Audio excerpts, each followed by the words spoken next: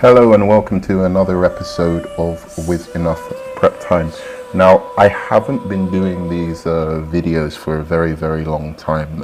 There are some reasons why that is, but just to let you know, to reintroduce myself, I am the host of With Enough Prep Time, and I am known as the Nerd Man, and I am back.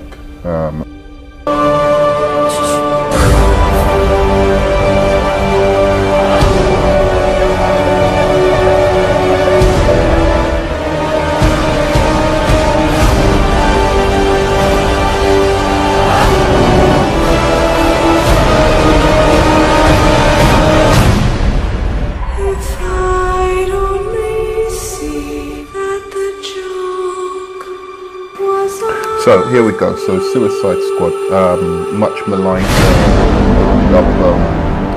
Was it like 6 weeks ago now?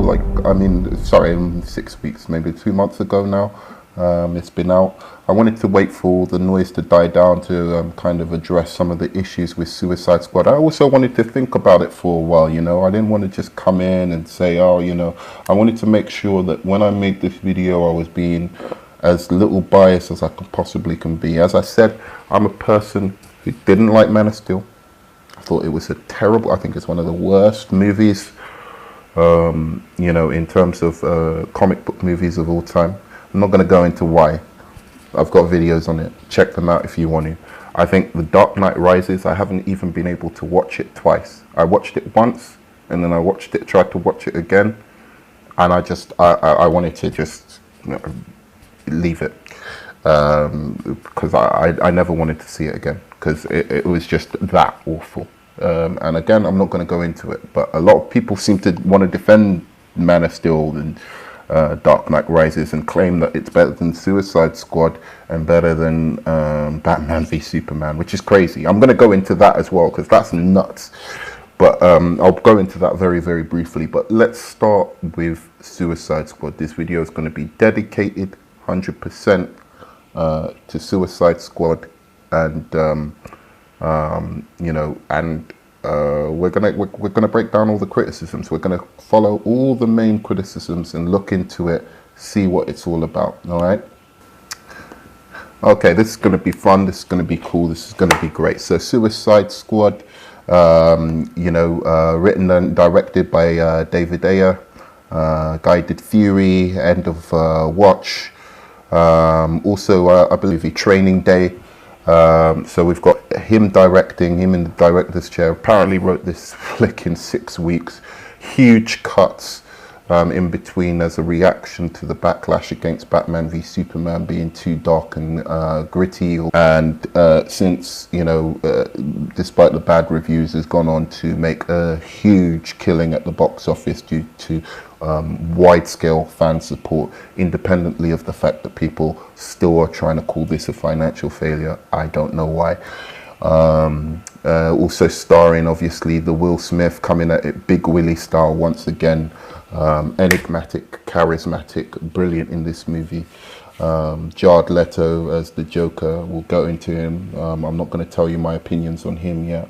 Viola Davis as Amanda Waller. I'm going to leave that as well. Model Cara Delevingne bringing to life the Enchantress. Jay Hernandez, Aidan Devine, Jai Courtney, who I'll go into.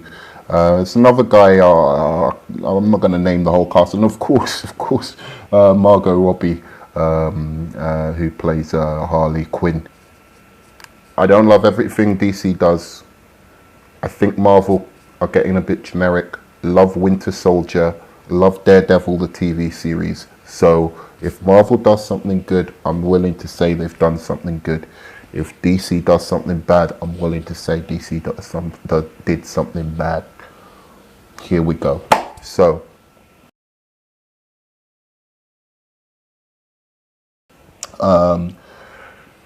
number one criticism of the film, muddled editing.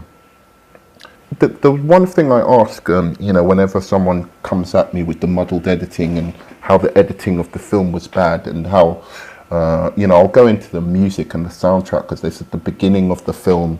Essentially, was like these kind of introductions, and they were using a lot of film school language. How about show don't tell, and about the kind of 3-story arc of a hero's journey, where there's a kind of beginning, inciting incident, then you have the kind of middle where a person is kind of finding their friends and allies, and etc., climax, all of this kind of thing.